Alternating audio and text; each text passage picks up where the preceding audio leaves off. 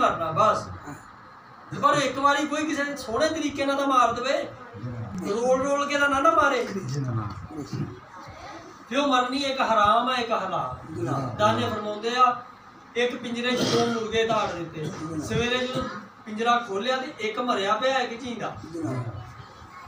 हुण जिहड़ा मरिया उहनूं आपां की करदे आ, माड़ा जिहा ढिला जिहा हत्थ लाउंदे, हत्थ भी पूरा नहीं लाउंदे उहनूं, ढिला जिहा हत्थ ला के पंजा फड़दे आ, घुमा के रूड़ी ते मारदे।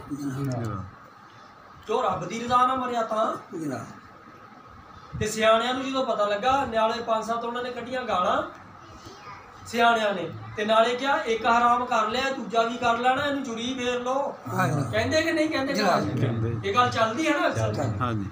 अच्छा हुण आपां सियाणे दा कहना मन के उहनूं जुड़ी फेर लई। अच्छा गोश्त ओहदे च भी है, गोश्त ओहदे च भी है, साह उच भी है नहीं, साह उच भी है नहीं, मुर्गा हो भी है, मुर्गा हो भी है। एक अल्लाह दी रज़ा ना गया, एक ओहदे महबूब दे तरीके ना गया। जेड़ा अल्लाह दी रज़ा ना गया, पंजा फड़िया ते चुक के रूड़ी दे मारिया, ते जेड़ा ओहदे महबूब दे तरीके ना गया, कदी बोटी भी जाया होण दित्ती ओहदी,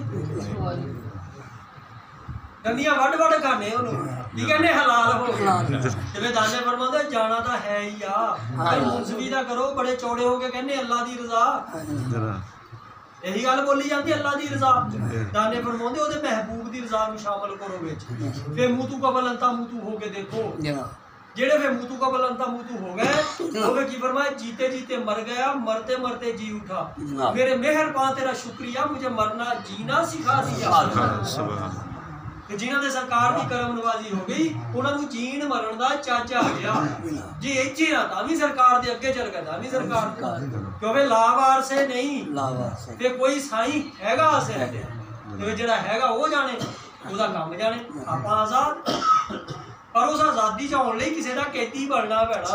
जिहदे फरमाया पर मेरे काट के सयाद ने इरशाद किया, कहता पहले पार कटे फिर हुक्म लाता कि पर मेरे काट के सयाद ने इरशाद किया, जा कफस खोल दिया तुझे आजाद किया।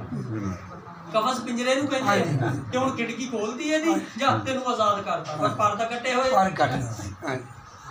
ते वे दी हस्ती दे पर कट के कोई इहनूं आजाद करे ते वे की कहंदा, कहंदा कफस में रहते रहते जो आज़ादी मिली है ना, ते वे कोई जवाब की दिंदा, कहंदा कफस में रहते रहते हो गई सयाद से निस्बत, मेरे जब पर निकलदे मैं खुद ही नोच लेता कि हुण मैनू ये आज़ादी नहीं चाहिए जिहड़ी मैनू मेरे यार तो दूर लै, वो परवाज मैनू नहीं चाहिए। इदां दे